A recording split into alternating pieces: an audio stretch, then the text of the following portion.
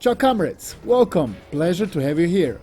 Fast charging has finally arrived to the e-bike territory and I'm a big fan of it. It cuts the charging time by like 4 times, which is insanely fast in terms of e-bikes.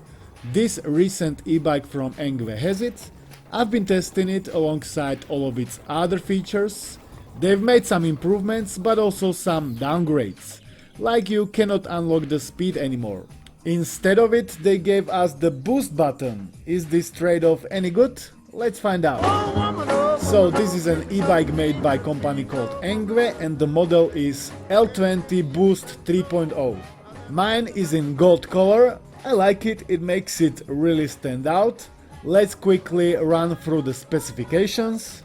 Foldable, front and rear suspension, 8 amps, fast charging, 648 watt-hours removable battery, 48 volt motor with 75 newton meters max torque. Real life range is about 80 kilometers, 20 by 3 inch urban hybrid tires, 7-speed Shimano derailleur in the back, weight is about 33 kilograms, and the price is with my discount code 1200 British pounds. Now let's look at all of it in a closer details. First, the frame. This is a step-through frame, so it's easy to get in and out of the e-bike. I like the shape, it's made out of aluminium alloy and it reminds me of an old Liberta bikes, yet again. I've seen already e-bikes with this shape, but they were never foldable. This one is foldable. You can fold the handlebars, then the frame, and overall size is really compact. Foldable design is useful, but only if you are planning to use it. You can see all the dimensions of the e-bike on the screen right now. Max load is 150 kilograms and max rider height is 190 centimeters.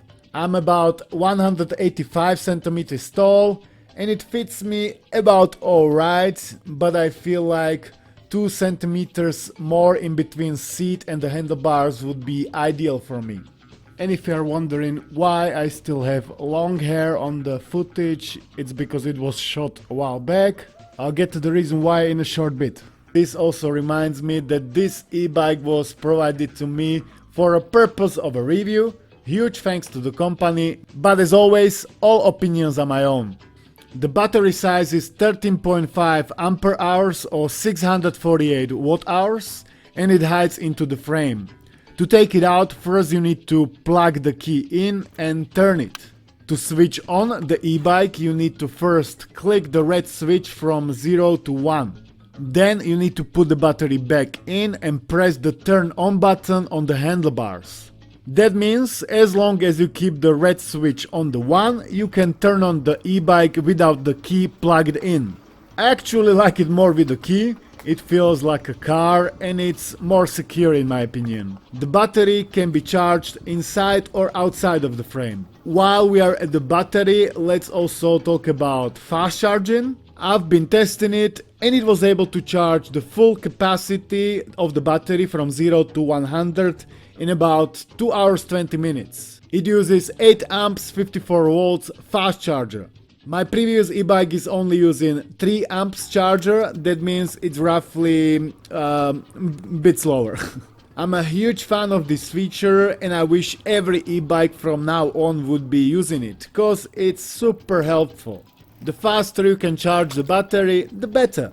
The motor is situated in the rear wheel, it is 48 volts and max speed is 25 km per hour. Unfortunately, you cannot go any faster with the help of motor and there is also no way of unlocking the max speed. I've been asking the company why they have done it like this and they answered that they wanted to comply with EU regulations because they are afraid EU is gonna ban their products. I can understand this step, but I still prefer when I have the option to unlock it and go faster if I wish to. Here your only option is the boost button, which doesn't make you go faster, but when you press it, it gives you more power, more torque. And that means you can climb steeper hills. If you are going uphill and you feel you're not gonna make it, you just press it and it boosts you uphill. It doesn't feel as good as unlocking the full speed. but at least they come up with some solution, with some innovative way to give us some kind of fun. I feel this is gonna be happening very often now, you know, complying with regulations and whatnot. Now to the range. It is about 80 kilometers on the pedal assist mode 5, which is the strongest one, which is the one everyone is going to be using. The range clearly depends a lot on the rider's weight and the terrain. This 80 kilometers is with my 85 kilograms and the terrain was mostly flat with some hills here and there. In the middle of the handlebars there is a 3.5-inch LCD display. You can see your current speed, pedal assist mode, and you can toggle trip, average and total mileage. On the left side there are all the controls, plus, minus, horn, information, power on, and underneath is the boost button. On the right side of the handlebars there is a gear shifter from 1 to 7. The bike has front and rear hydraulic dual piston disc brakes, Shimano Tourney 7-speed shifter in the back, front and rear lights, fenders, and there is also a rear racking included. It has front hydraulic adjustable suspension. You can also lock it, then that is gonna be like normal fork. Rear suspension has such a weird construction, I haven't seen anything like that before, and when I first tried it I thought it's non-functional. And then I found out it's not functional for real, but it was because of the piston. They've sent me the wrong piston that's too stiff. I've told the company and they've sent me the replacement, but it was out of stock, the e-bike was also out of stock.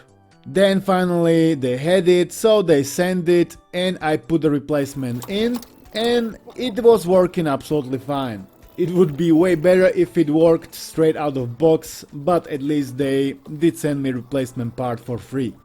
I do really like the wheels. They are 3-inch thick and 20 inches tall, and they also has 3mm anti-puncture layer, and they are also using spokes. I do really like these wheels. I feel they are much more suited for these e-bikes than those 4-inch fat, really fat tires. These slimmer ones might be not as good in off-road scenarios, but from what I've tried, they are excellent all around, and I've tried them on all kinds of terrains, and I just think they're better. The e-bike came in a big box, it was fully protected, there was no damage, there were not as many steps necessary to fully build it. Pretty much all I needed to do was just put the front wheel in, put the handlebars in, put the seat post in, screw the pedals in, and that was pretty much it. It took me like half an hour with normal tools.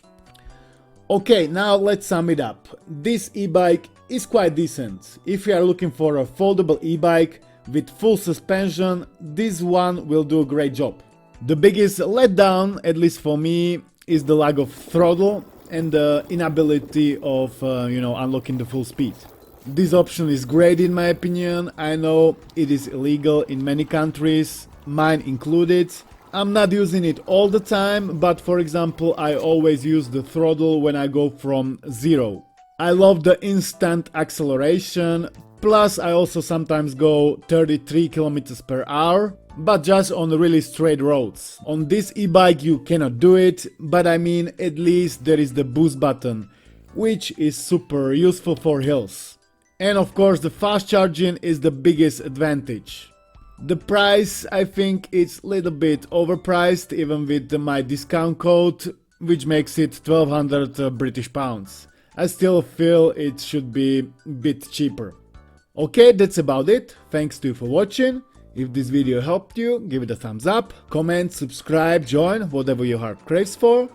Thanks to all of my Patreons and joiners, their support is greatly appreciated, and I'll see you in the next one. Peace.